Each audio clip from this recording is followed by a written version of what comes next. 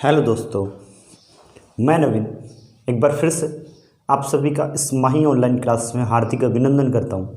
दोस्तों, हम लोग वर्क एनर्जी और पावर को लेकर बात कर रहे थे, उसी बात को हम आगे बढ़ा रहे हैं। हमने इस पे 2 वीडियो बना लिए हैं।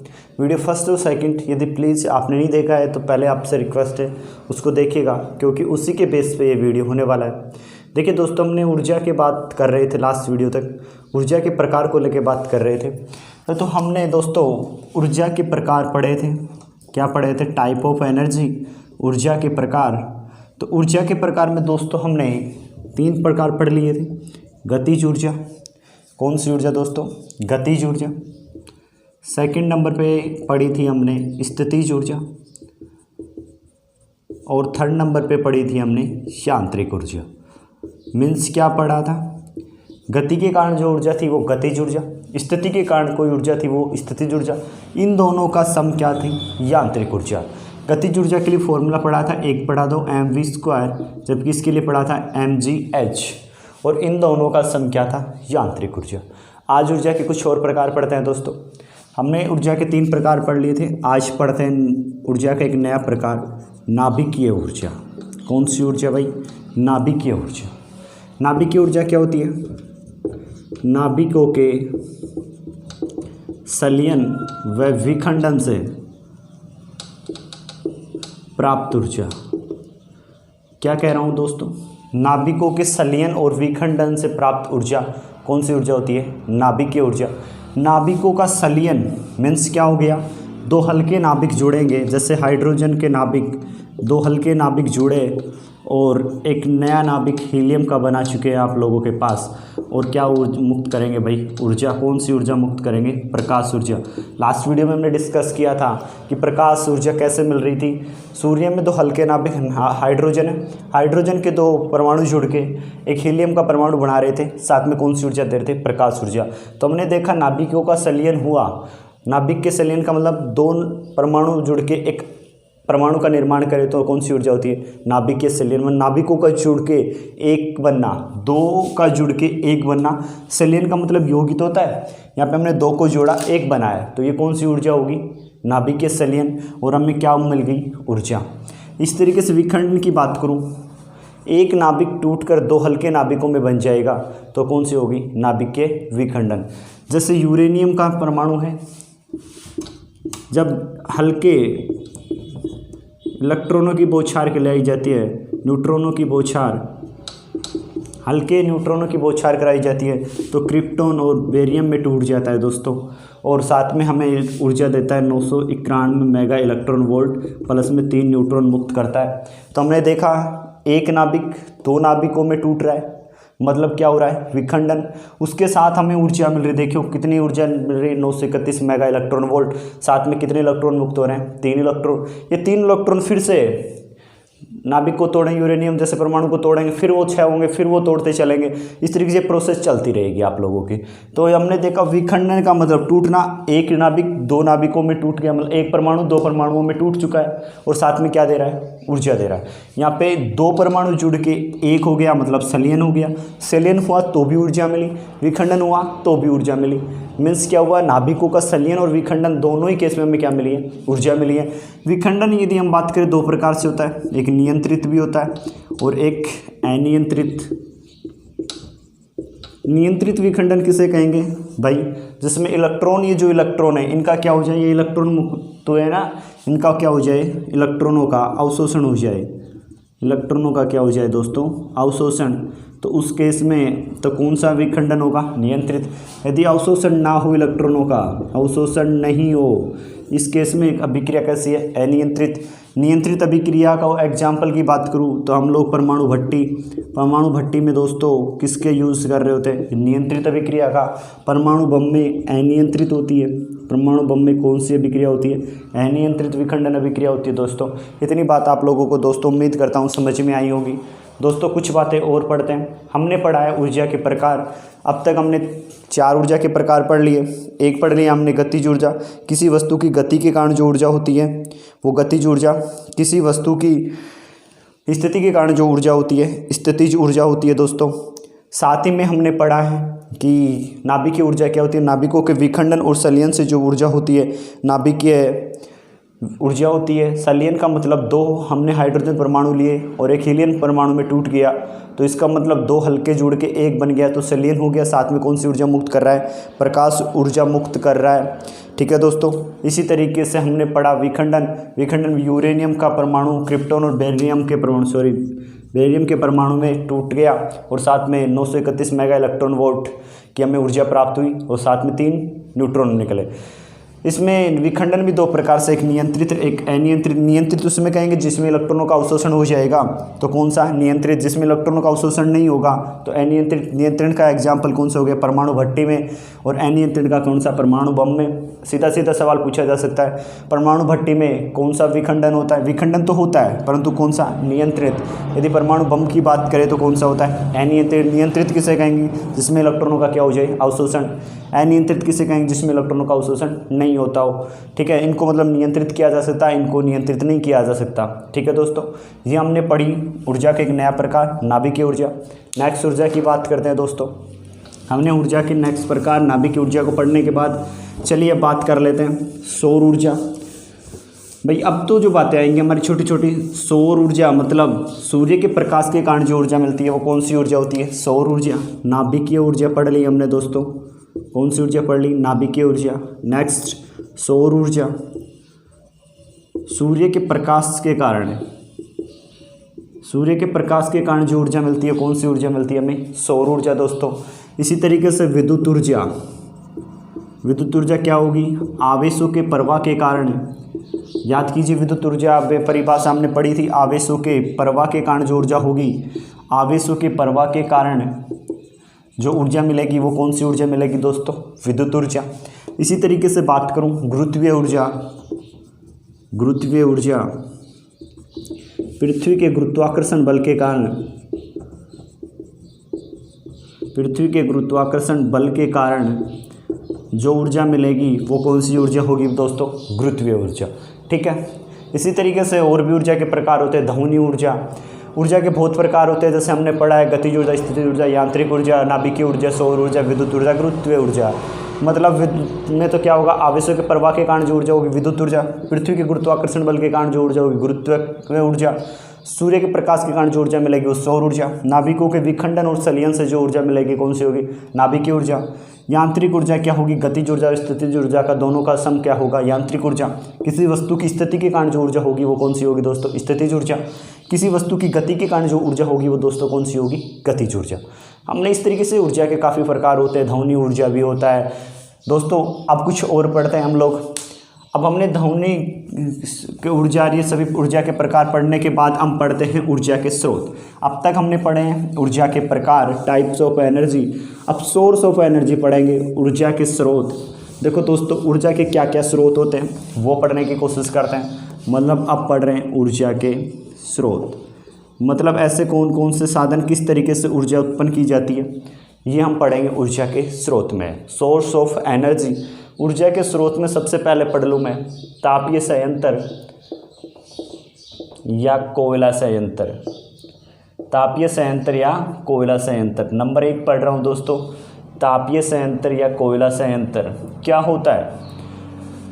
देखो दोस्तों, तापीय संयंत्र या कोयला संयंत्र क्या होता है। मान लीजिए एक बर्तन था, उसमें पानी भरा हुआ था। क्या भरा हुआ था दोस्तों, पानी, और यहाँ पे कोयले थे आपके, ठीक है, ये कोयले हैं, ठीक है। हमें ऊर्जा किससे स्रोत बना रहे, कोयला बता रहा है कि कोयले से ऊर्जा कैसे बनेगी और कौन सी ऊर्जा बनेगी वो भी जानेंगे। कोयले में पता है रासायनिक ऊर्जा है भाई, कौन सी ऊर्जा है, रासायनिक ऊर्जा। भाई जो केमिकल जल रहा है कोयला, इसका मतलब कोयले में कौन सी ऊर्जा है, रासायनिक ऊर्जा। जो इसका दहन करेंगे, इसको जलाएंगे तो ये बर्तन क्या हो जाएगा भाई, गर्म होगा। गर्म होगा तो पानी भी गर्म होगा, पानी गर्म होगा तो वाष्प के रूप में उड़ेगा। वाष्प के रूप में जहाँ उड़ेगा वहाँ पे टरबाइन लगा दिया जाता है। क्या लगा दिया जाता है दोस्तों, टरबाइन। टरबाइन जो टरबाइन के साथ जनरेटर जोड़ दिया जाता है। क्या जोड़ दिया जाता है, जनरेटर। क्या जोड़ दिया जाता है, जनरेटर। जैसे ही हम इस कोयले को दहन किया हमने, दहन करने पे ये पानी क्या हो गया, गर्म, गर्म होकर किस में बदला भाई, वाष्प में बदला। किस में बदला, वाष्प में। वाष्प से ये टरबाइन क्या करेगा, घूमेगा। टरबाइन से क्या अटैच कर दी जाती है, जनरेटर। तुम्हें पता है जनरेटर कौन सी ऊर्जा को कौन सी में बदलता है दोस्तों, यांत्रिक ऊर्जा को कौन सी ऊर्जा में बदलता है, विद्युत में। तो जनरेटर से हमें कौन सी ऊर्जा मिल जाएगी, विद्युत ऊर्जा। तो देखिएगा दोस्तों, ऊर्जा हमें मिली किसके माध्यम से, कोयले के माध्यम से। यही तो बात पढ़ रखी है कि कोयला संयंत्र या ताप के कारण कैसे ऊर्जा उत्पन्न होती है। तो हमने पढ़ा, नीचे कोयला जलाया, एक बर्तन रखा, उसमें कोयला जला रहे थे तो एक बर्तन गर्म हुआ, मतलब पानी गर्म हुआ, पानी गर्म होकर वापस के रूप में उड़ा, तो वापस से ये टरबाइन क्या करने लग जाएगा दोस्तों, घूमने लग जाएगा। जो टरबाइन घूमेगा तो उसको उसके साथ क्या अटैच होता है, जनरेटर। जनरेटर घूमेगा मतलब यांत्रिक ऊर्जा लेगा, तो फिर कौन सी ऊर्जा दे देगा, विद्युत ऊर्जा। तो इसका मतलब इससे भी ऊर्जा का निर्माण हो गया। ये कौन सा प्रकार हुआ भाई, तापीय संयंत्र। ऊर्जा का एक स्रोत पढ़ लिया हमने, तापीय संयंत्र। समझ में आया होगा दोस्तों, उम्मीद करता हूँ, ठीक है। तो एक प्रकार ये पढ़ा हमने तापीय संयंत्र, मतलब क्या था, कोयले का दहन करने पे पानी गर्म हुआ, पानी गर्म होकर वापस में बदला, वापस से टरबाइन घूमा, टरबाइन से क्या अटैच था, जनरेटर। जनरेटर जैसे ही घूमेगा मतलब यांत्रिक ऊर्जा लेगा तो हमें कौन सी ऊर्जा दे देगा, विद्युत ऊर्जा।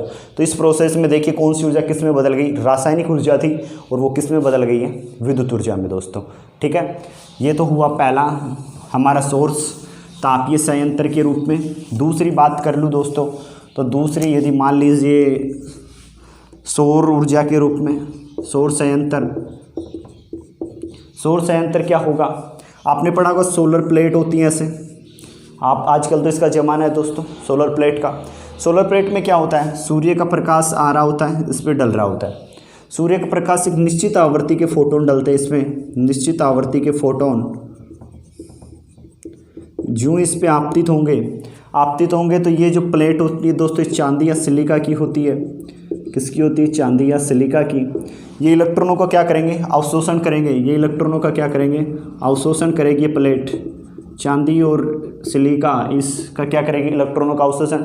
और इलेक्ट्रॉनों का अवशोषण करने के बाद ये इलेक्ट्रॉनों का प्रवाह हो जाएगा इसमें, और इलेक्ट्रॉनों का प्रवाह हो गया, इलेक्ट्रॉनों का प्रवाह हो गया तो क्या उत्पन्न होगी ये दोस्तों, प्रवाह से विद्युत धारा उत्पन्न हो जाएगी। क्या उत्पन्न हो जाएगी दोस्तों, विद्युत धारा। देखिए फिर से समझिएगा, ये प्लेट लगी होती है, आपने देखा होगा सोलर प्लेट। ये सोलर प्लेट क्या करती हैं, ये किसकी होती है, चांदी या सिलिका की होती है दोस्तों।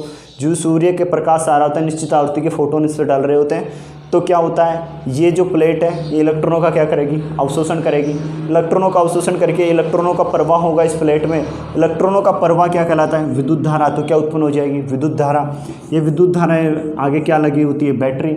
उस बैटरी में ये विद्युत धारा क्या हो जाती है, एकत्रित हो जाती है, संयंत्र हो जाता है इसका, विद्युत एकत्रित हो जाती है। यहाँ पे हम स्टोर कर लेते हैं। स्टोर करने के बाद आपको पता है ये रात को यूज नहीं हो पाएगा, रात को प्रकाश आ नहीं पाएगा, तो हम यूज इसको एकत्रित विद्युत धारा का यूज रात्रि को कर लेते हैं।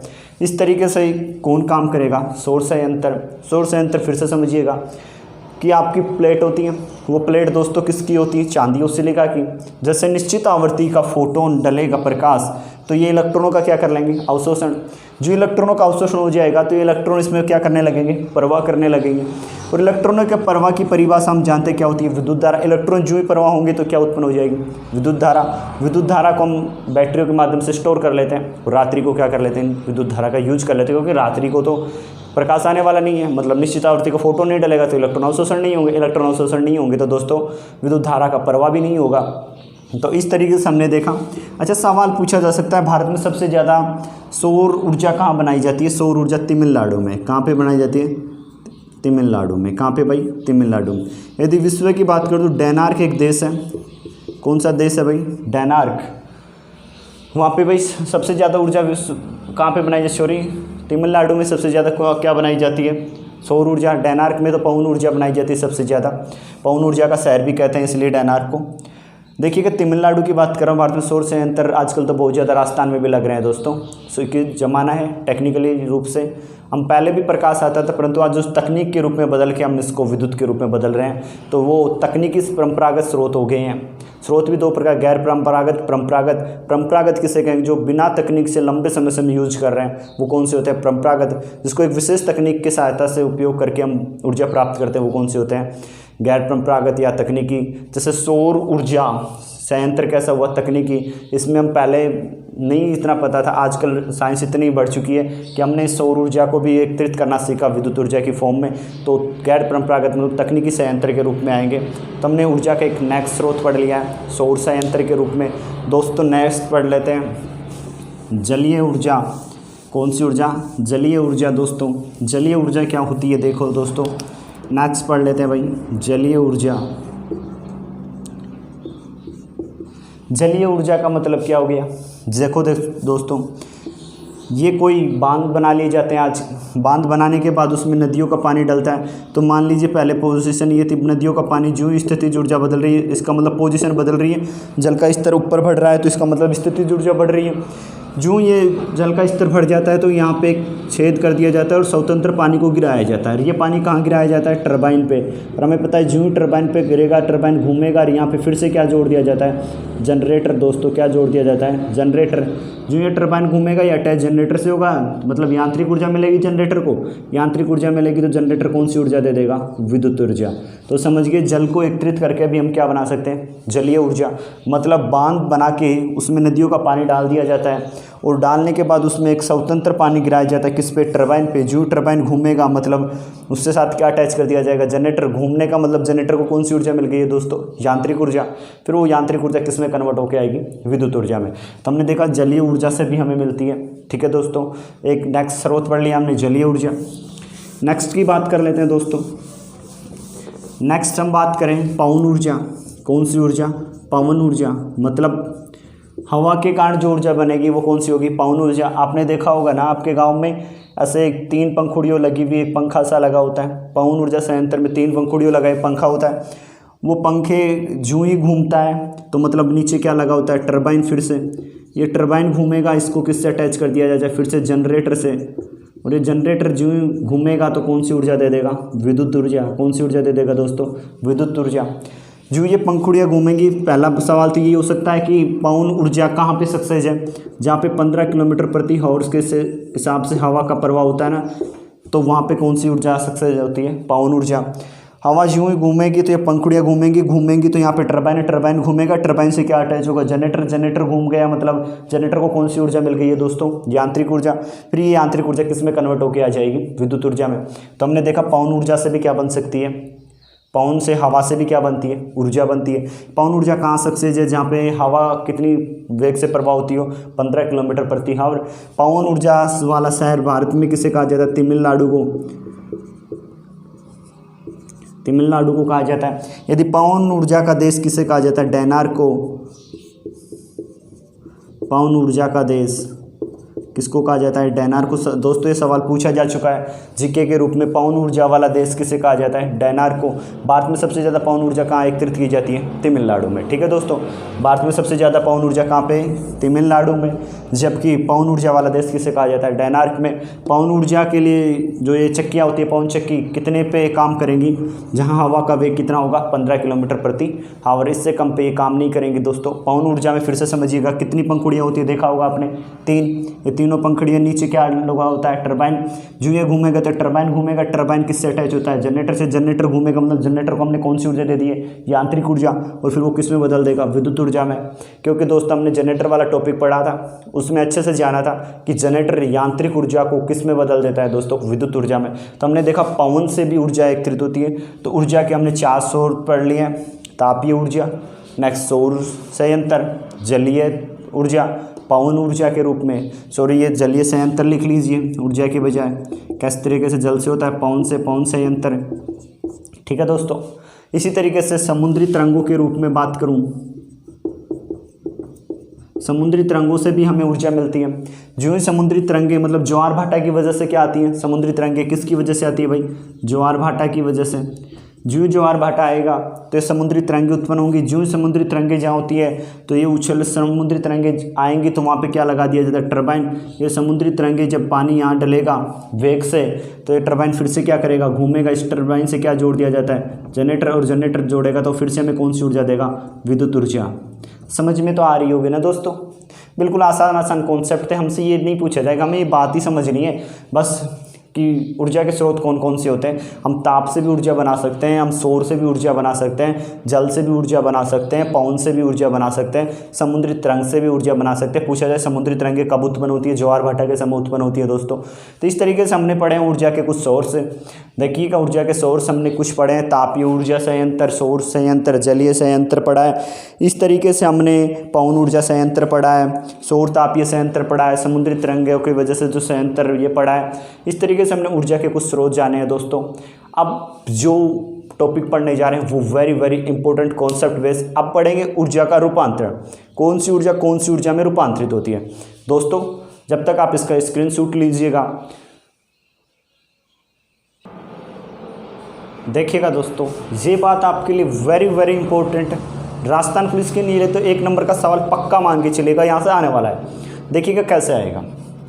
आपसे पूछा जाएगा सीधा कि सौर ऊर्जा को विद्युत ऊर्जा में कौन बदलता है।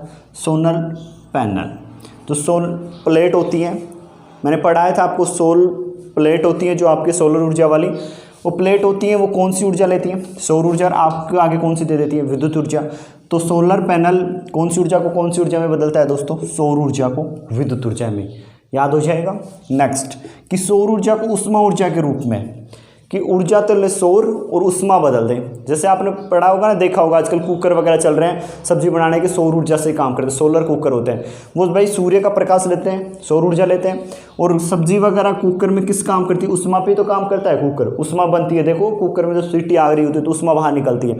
इसका मतलब सौर ऊर्जा लेता है सोलर कुकर, और कौन सी ऊर्जा बदलता है, उष्मा ऊर्जा। तो यहाँ से 2 सवाल हुए कि सौर ऊर्जा को विद्युत ऊर्जा में कौन बदलेगा, सोलर पैनल।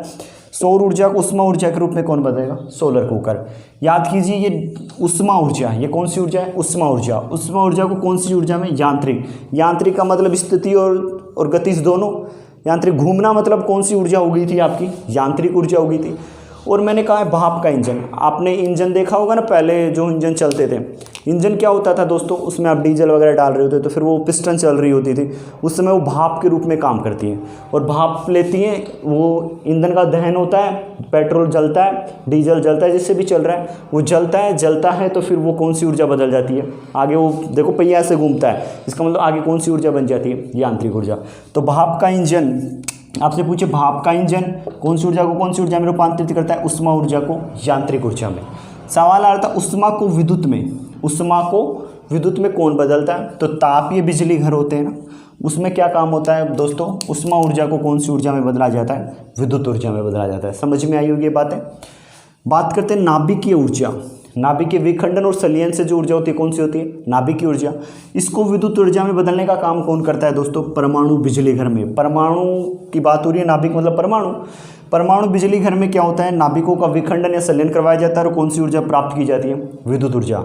तो पूछा जाए नाभिकीय ऊर्जा को विद्युत ऊर्जा में बदलने वाले यंत्र का नाम परमाणु बिजली घर में क्या काम किया जाता है, पर नाभिकीय ऊर्जा को कौन सी ऊर्जा में बदला जाता है दोस्तों, विद्युत ऊर्जा में। बात कर लेते हैं विद्युत ऊर्जा को किस में बदलना, यांत्रिक ऊर्जा में।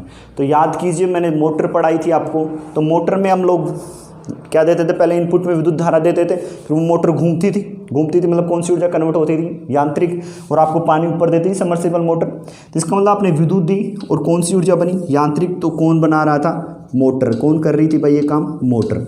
इसके अपोजिट पूछे कि यांत्रिक से विद्युत, यांत्रिक से विद्युत। जनरेटर को आप घुमाते थे तो फिर आगे क्या दे रहा था आप लोगों को, विद्युत। मैंने पढ़ा रखे हैं मोटर और विद्युत, वहाँ पे भी एक्सप्लेन किया हुआ है कि कौन सी ऊर्जा कौन से को बदलता है। तो जनरेटर, देखो एरो का चिन्ह मैंने ऐसे लगा रखा है कि मतलब यांत्रिक ऊर्जा को विद्युत ऊर्जा में कौन बदलेगा दोस्तों, जनरेटर। इसके साथ ही लिखा हुआ कि विद्युत ऊर्जा को प्रकाश ऊर्जा में, विद्युत देने के बाद प्रकाश, जैसे आपके बल्ब, ट्यूबलाइट, ऐसे प्रकाश ऊर्जा है तो मिलती है इनसे। और सबसे पहले ये चलते किससे हैं, विद्युत देने पे। तो मतलब विद्युत ऊर्जा को प्रकाश ऊर्जा में बदलने वाले उपकरण का नाम ट्यूबलाइट भी हो गया, बल्ब भी हो गया। ये सभी किसके काम उदाहरण हो गए भाई, विद्युत ऊर्जा को प्रकाश ऊर्जा में। नेक्स्ट लिखा विद्युत ऊर्जा को उष्मा में। अब विद्युत और उष्मा बन जाए तो उष्मा भाई हीटर देखा होगा, हीटर उष्मा तो देता है, तो आपको विद्युत में लगा रही होती तो फिर उष्मा देता है तो हीटर भी दे सकते हो। प्रेस भी देखा होगा, प्रेस को भी इनपुट देते हो विद्युत धारा के रूप में, फिर वो गर्म होगी तो प्रेस कर पाते हो, मतलब गर्म होना मतलब उष्मा देना। तो इसका मतलब हमने देखा है दोस्तों, एक बार फिर से रीड कीजिए। उष्मा को यांत्रिक ऊर्जा में बदलने का काम भाप का इंजन, उष्मा ऊर्जा को विद्युत ऊर्जा में बदलने का काम तापीय बिजली घर में।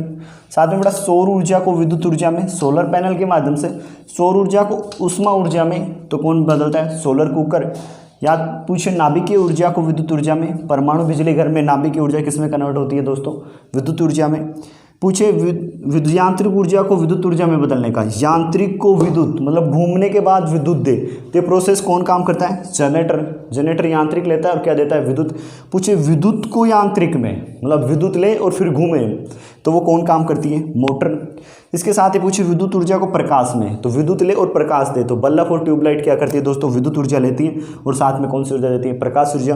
फिर पूछे विद्युत को उष्मा में, कि विद्युत ले और उष्मा दे, तो प्रेस हो गया, हीटर हो गया, ये सभी कौन सी ऊर्जा पे काम करते हैं भाई, विद्युत तो लेते हैं और क्या देते हैं, उष्मा ऊर्जा। तो तुमसे सीधे सीधे सवाल पूछे जा सकते हैं, प्रेस कौन सी विद्युत पे काम करता है, प्रेस कौन सी ऊर्जा कौन सी बदलता है दोस्तों, प्रकाश लेता है, उष्मा बदलता है। सोलर कुकर पूछे सौर ऊर्जा लेता है और क्या देता है, उष्मा ऊर्जा। इस तरीके से सीधे सीधे उदाहरण पूछे जाएंगे राजस्थान पुलिस में, तो ऐसे पूछे गए पिछली बार, विद्युत मोटर कौन सी ऊर्जा को कौन सी में बदलती है, जनरेटर कौन सी ऊर्जा को कौन सी में, ये दोनों सवाल पूछे जा चुके हैं राजस्थान पुलिस में, पिछले लास्ट एग्जाम हुआ उसमें। तो दोस्तों उम्मीद करता हूँ बात समझ में आई होगी, और यदि नहीं भी समझ में आई है तो दोस्तों कमेंट्स में डालिएगा। यदि समझ में आई है तो प्लीज़ लाइक शेयर और सब्सक्राइब करना ना भूलें। Thank you.